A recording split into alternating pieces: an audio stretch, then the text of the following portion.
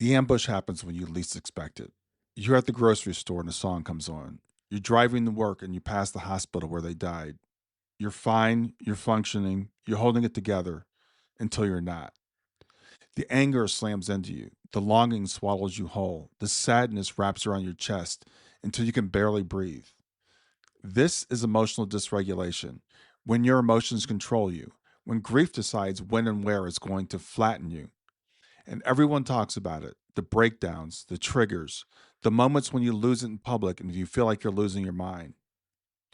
But what we don't talk about enough is the other side. Emotional regulation is not controlling your emotions, not forcing yourself to stay positive, not spiritually bypassing with gratitude journals and toxic positivity. Real emotional regulation is something different. It's the intentional movement through your emotions, all of them. The ugly ones, the scary ones, the ones that make you want to crawl back into bed and never come out. By giving yourself a safe, intentional space to let those emotions move through you, you reduce the risk of an ambush. So, stick with me to the end. I'm going to give you a practical way to use emotional regulation, and we're going to practice this. There's a feedback loop that you can't ignore. Your thoughts and emotions exist in a constant feedback loop. Negative thoughts trigger negative emotions. Negative emotions reinforce negative thoughts. Round and around it goes, pulling you deeper into the spiral. But here's what makes this powerful: the same loop works in reverse. Positive emotions can shift your thoughts, positive thoughts can shift your emotional state. The key is you can't skip the hard part. You can't bypass sadness and land on gratitude. You have to walk through it. So, before we get started in the details of this, I want you to try an experiment with me. Before I show you my technique, I want to prove to you that this feedback loop is real. You need to experience this in your body, not just understand it intellectually. Now, hopefully, you're in a quiet space where you can close your eyes for a few minutes. We're going to deliberately shift your emotional state using only your thoughts. So, first, I want you to think of something mildly irritating from your past. Let's not go to the death of someone you love. We're not trying to blow your emotions out here. So, choose something smaller than that: an argument with your partner, maybe, someone cutting you off in traffic, getting passed over for a promotion, that frustrating interaction with customer service. Close your eyes, bring that memory into focus. What were you wearing? What did the other person say? How did it feel in the moment? Really get into this moment and then sit with it for like 30 seconds.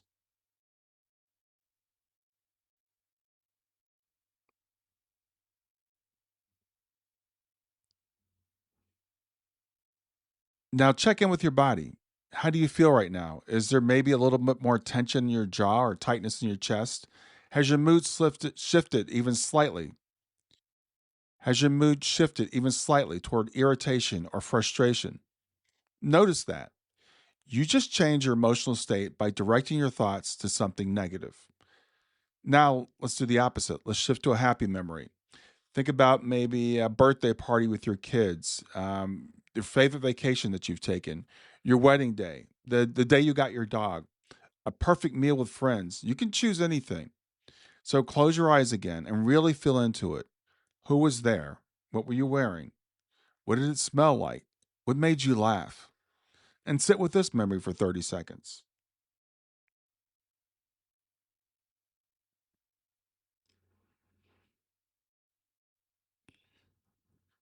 So check in again. Has your mood lifted even slightly? Do you feel a little lighter? Maybe a smile at the corner of your mouth as you were thinking about the experience. That's the feedback loop in action. Your thoughts directly influenced your emotions, and these emotions now influence your thoughts, pulling you toward more memories that match that emotional state. You might have thought about a birthday party and then moved on to thinking about a vacation that you took together. When you were doing the irritating thing, you might have started going down that path. This is why grief can spiral. One sad thought leads to a sad emotion, which leads to more sad thoughts, which deepen the emotion. But the powerful part of this is thoughts can pull you down, thoughts can also guide you back up, not by denying the hard emotions, but by moving through them intentionally. And now I'm going to show you how. Now, this is my deliberate emotional journey. This is something that I don't do every day, but I still do periodically. So every morning I do walk 6 miles and I use those miles to regulate my emotions intentionally. Now, sometimes it'll be different things, as I said, but sometimes I take a deliberate emotional journey. It's not random, it's a deliberate arc. I'm processing or metabolizing negative emotions. And I say that in quotes because there are no negative emotions, but emotions that are less desirable. Then I go through a transition period, and then I go through rising or reinforcing desirable emotions. And music is the vehicle that I use to carry me through each phase. So I do this by curating a list of songs designed to trigger emotions in me. Yes, I am deliberately activating emotions like longing, like anger, and like sadness. This is what it means to be planted, not buried.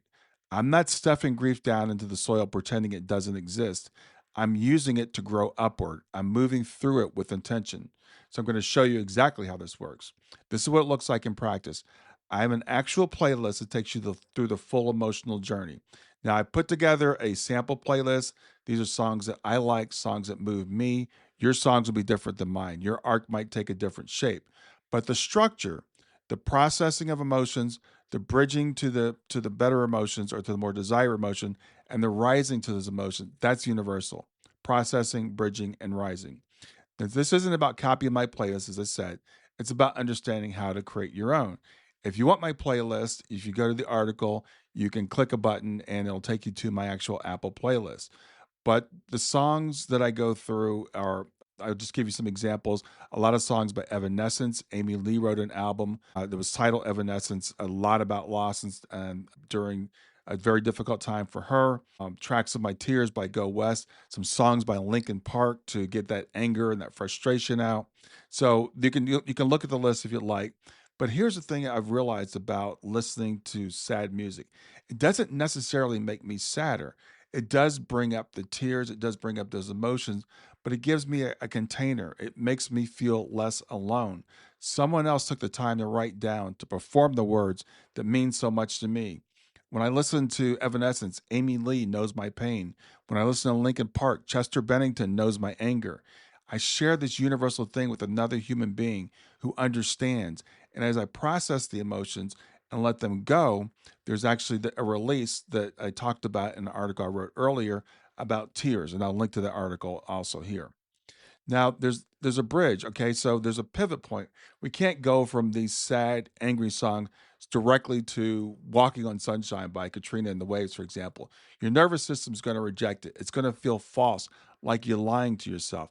So you need songs that say that this is brutally hard and you're going to survive it. Songs that hold both truths at the same time. Your resilience is real too, just like your pain is. So, a couple of examples You Will Make It by Jem, Hall of Fame by The Script, The Climb by Miley Cyrus. Those are some of the songs that I use. And then I go to the uplifting songs. So when I made my turn, I'm coming back home.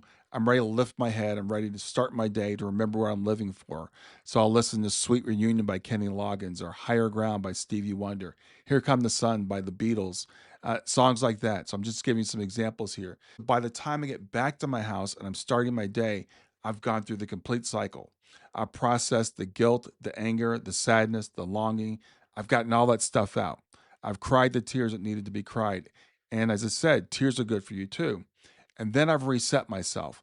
By the time I get back to home and I'm ready to start my day, sit down at my desk and start my work day, I'm starting my day with gratitude, with hope, and with the ability to look forward. So, why does this work? When you listen to music that matches your emotional state, something powerful happens. You're not suppressing or avoiding, you're processing. You're giving your nervous system permission to feel what it's feeling in a safe space.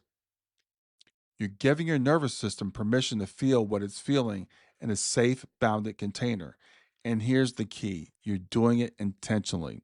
You're not waiting for grief to ambush you at the grocery store or flatten you in the middle of your workday. You're creating space for it. You're honoring it. You're moving through it. And then you're gently guiding yourself back to the surface. This is the opposite of emotional dysregulation where feelings control you. This is also the opposite of toxic positivity, where you pretend feelings don't exist. This is intentional movement through the full spectrum of human emotion. So here's how you can customize this practice for your life. Maybe it's not a 6 mile walk for you. Maybe it's your 20-minute drive to work. Maybe it's your morning coffee ritual. Maybe it's an evening bath or a workout at the gym or journaling with background music. So you can say, for example, if it's journaling, you might want to journal all the things you're frustrated by at first, all the things you're angry about, the longing that you have, the sadness.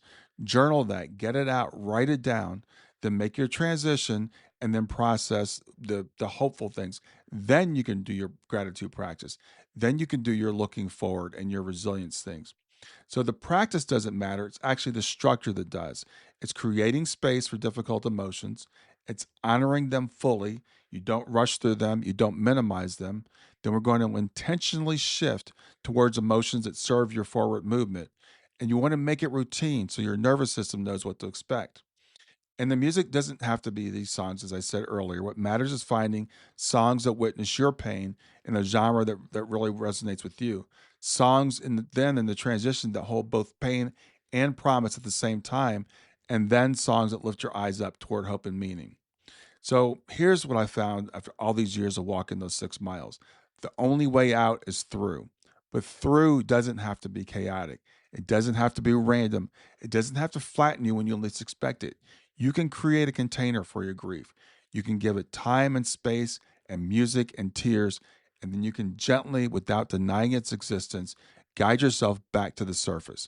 That's emotional regulation, not control, not denial, intentional movement. You can't control when grief hits, but you can decide when and how to process it. Grief will ambush you, but it doesn't have to control you. Create the container, walk through it, rise.